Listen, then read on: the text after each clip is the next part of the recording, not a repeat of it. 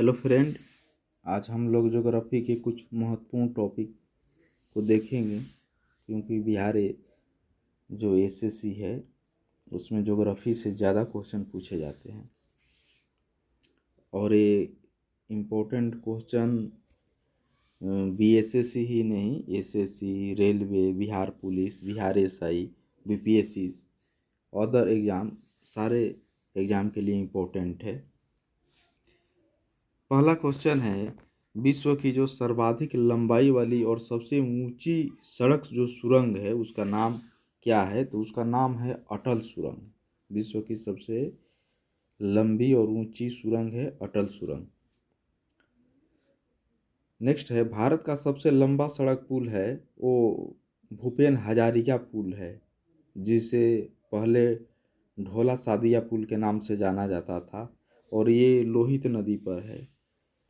लोहित नदी ये ब्रह्मपुत्र की सहायक नदी है, और जो पुल की लंबाई है 9.15 किलोमीटर है, और असम और अरुणाचल प्रदेश के बीच में है। ये क्वेश्चन पूछा जा सकता है कि लोहित किसकी सहायक नदी है? तो ब्रह्मपुत्र की सहायक नदी है।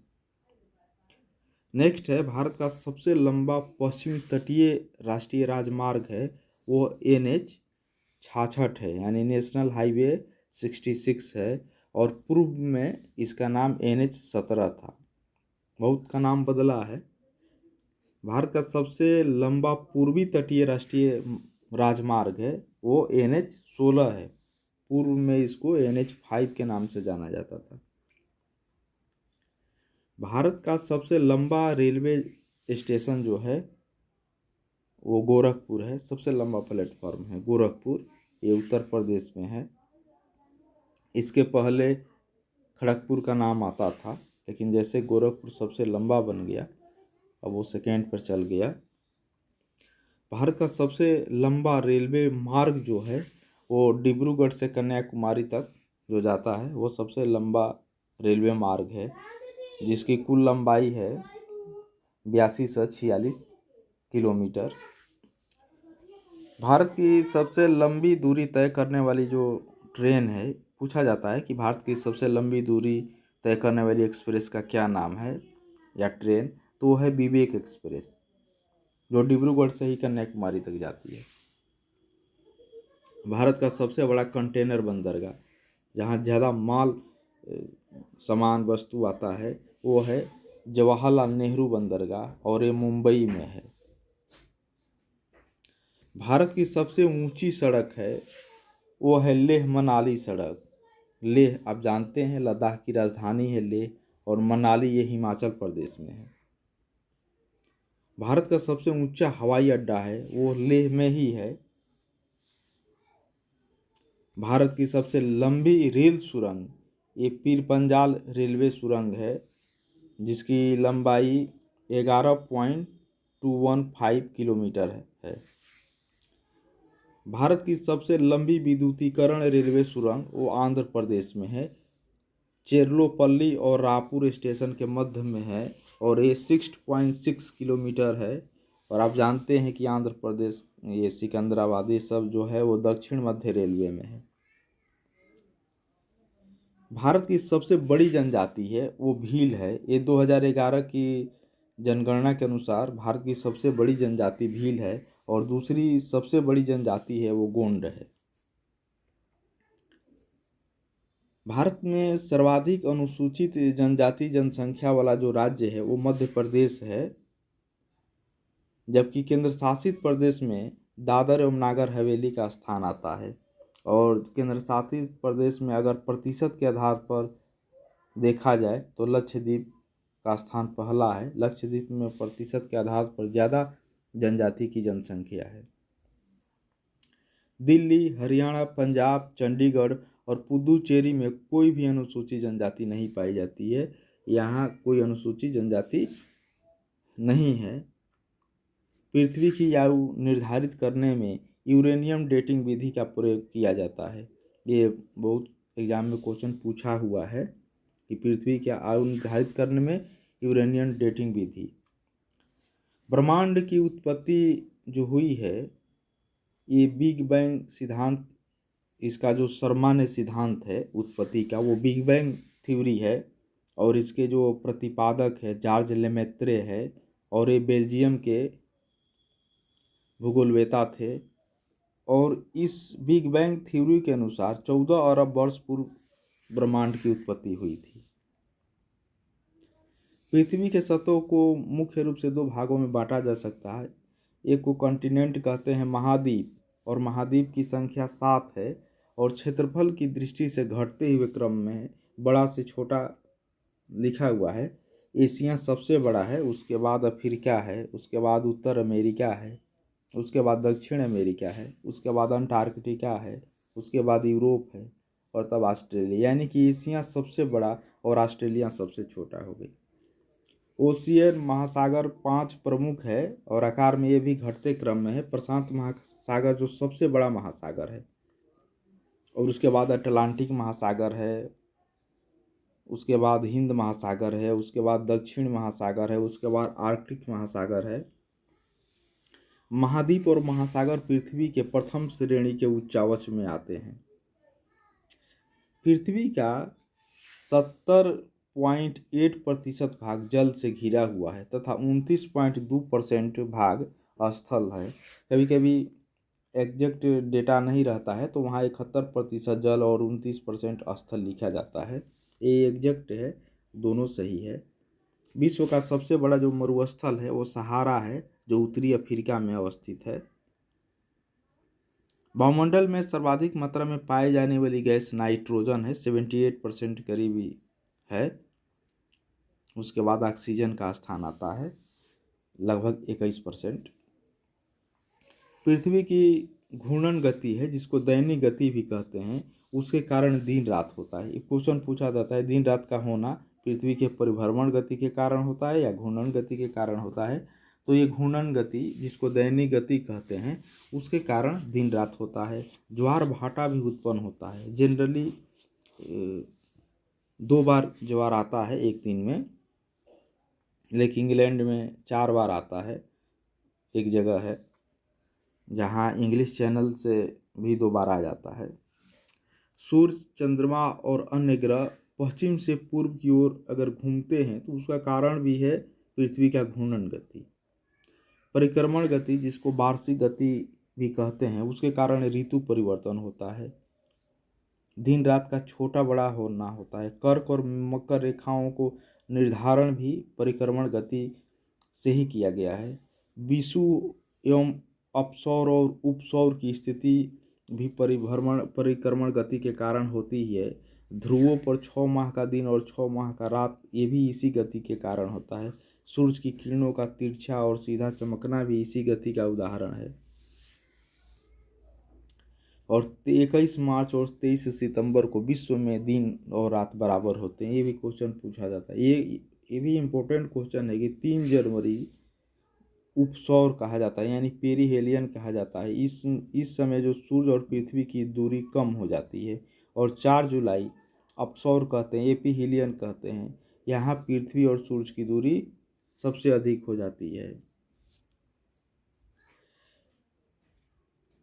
आप इस तरह से भी देखिएगा कि 4 जुलाई बाद में आता है, यानी जनवरी से बड़ा 4 जुलाई उधर आता है, तो इसलिए दूरी अधिक भी हो सकती है। तो ये थोड़ा सा दिमाग में रहेगा तो ये क्वेश्चन बन जाएगा कि 4 जुलाई जनवरी से दूर है, तो ये इस दिन सूर्य की दूरी भी पृथ्वी से ज़्यादा हो जाएगी। सूर्य ग्रहण और चंद्र ग्रहण से हमेशा क्वेश्चन पूछे जाते हैं। तो देखिए, सूर्य किसी भी परिस्थिति में वो किसी के बीच नहीं आता है। सूर्य स्थिर है, और जब सूर्य और पृथ्वी के बीच में चंद्रमा आ जाएगा तो सूर्य का जो प्रकाश है चंद्रमा पर पड़ेगा, पृथ्वी पर नहीं पड़ पाएगा। इस कारण से सूर्य ग्रहण हो जाता है। और जब चंद्र ग्रहण होगा तो सूर्य और चंद्रमा के बीच में पृथ्वी आ जाएगी, यानी सूर्य हमेशा स्थित है और जो बीच में आएगा उसका उल्टा हो जाता है। जैसे पृथ्वी बीच में आएगी तो पृथ्वी बीच में आ जाएगी तो चंद्रमा पर सूर्य का प्रकाश नहीं पड़ेगा, इसलिए चंद्र ग्रहण हो जाएगा। क्योंकि जान रहे हैं कि इन लोग का अपना प्रकाश नहीं है, तारे को ही अपना प्रकाश है, ग्रह को अपना प्रकाश नहीं है और उपग्रह को। उसी तरह जब पृथ्वी के बीच में चंद्रमा आ जाएगा तो सूर्य ग्रहण होगा, क्योंकि पृथ्वी पर प्रकाश नहीं आ पाएगा। विश्व में सर्वाधिक ऊंचा ज्वार उत्तरी अमेरिका के पूर्वी किनारे पर स्थित फंडी की खाड़ी, जो उत्तरी अटलांटिक महासागर में स्थित है, वहीं पर आता है।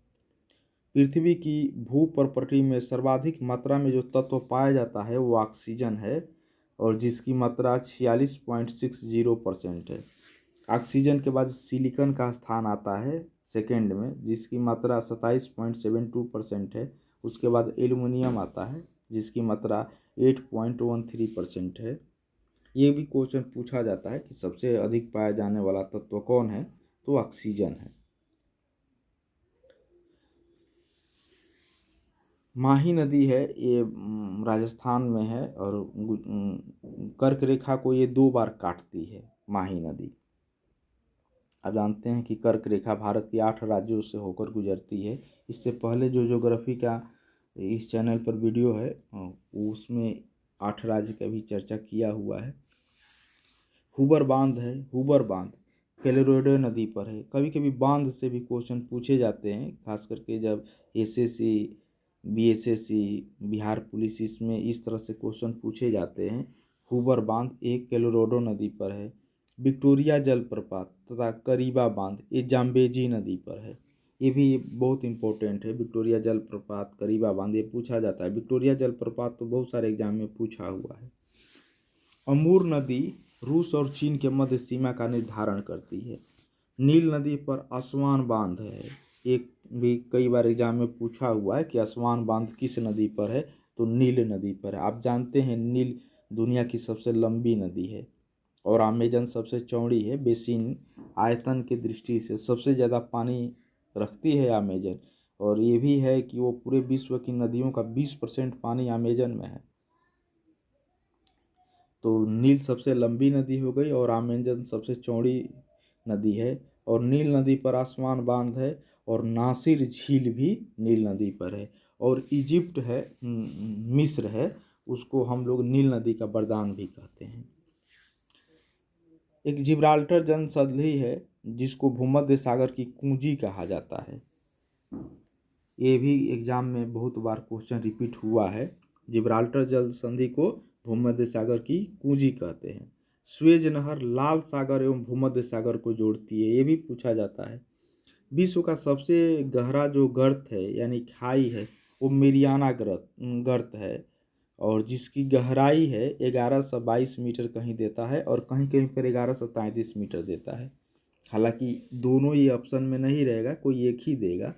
और ये प्रशांत महासागर में स्थित है। आप जानते हैं कि प्रशांत महासागर सबसे बड़ा महासागर है, और उसी की सबसे गहरी खाई है मेरियाना गर्त। हिंद महासागर की सबसे गहरी खाई है, उसको सुंडा गर्त कहा जाता है। हालांकि ये मेरियाना गर्त बहुत बार एग्जाम में रिपीट हुआ है क्वेश्चन। विश्व की सबसे बड़ी प्रवाल भित्ति, एक जिसको ग्रेट बैरियर रीफ कहते हैं, ये ऑस्ट्रेलिया के क्वींसलैंड के निकट स्थित है। ये भी बहुत बार रिपीट हुआ है। विश्व में अधिकांश जो वर्षा होती है वो पर्वतीय वर्षा के रूप में होती है। और चक्रवात और एंटी साइक्लोन, माने साइक्लोन और एंटी साइक्लोन से भी क्वेश्चन पूछा जाता है। तो चक्रवात के केंद्र में ना जो निम्न दाब का क्षेत्र होता है और बाहर उच्च दाब का, यही कारण है कि बाहर से हवा केंद्र की ओर आती है उस गैप को भरने के लिए। और इसका जो गति होती है वो दक्षिणी गोलार्ध में जो चक्रवात की दिशा है वो घड़ी की सुई की दिशा है, यानी क्लॉकवाइज चलती है। और उत्तरी गोलार्ध में एंटी क्लॉकवाइज चलती है। और चक्रवात जब भी आता है तो वर्षा होती है, वर्षा कराने में सहायक होता है। उसके बाद प्रति चक्रवात है, यानी तो इसमें क्या होता है कि केंद्र में उच्च दाब होता है और बाहर निम्न दाब होता है, यानी हवा केंद्र से बाहर की ओर चलेगी। एक क्वेश्चन पूछा जाता है कि चक्रवात के केंद्र में निम्न दाब होता है या उच्च दाब होता है, इस तरह से। और उत्तरी गोलार्ध में क्लॉकवाइज तथा दक्षिणी गोलार्ध में एंटी क्लॉकवाइज होती है, दोनों एक दूसरे के विपरीत ही है।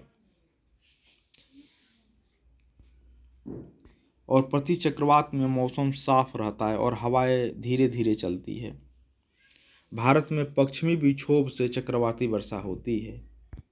भारत का रूर प्रदेश कहते हैं छोटा नागपुर, ये झारखंड में है और काफ़ी मिनरल से संपन्न ये एरिया है। इसी कारण उसको भारत का रूर प्रदेश कहा भी जाता है। लक्षद्वीप है, ये अरब सागर में स्थित है और ये 36 द्वीपों का समूह है। हालांकि 11 द्वीपों पर ही मानव की आबादी है, बाकी जो द्वीप है वहाँ सुनसान है, वहाँ कोई आबादी नहीं है। और ये भी क्वेश्चन पूछा जाता है कि लक्षद्वीप है ये किस उच्च न्यायालय के अंतर्गत आता है, तो ये केरल उच्च न्यायालय के अंतर्गत आता है।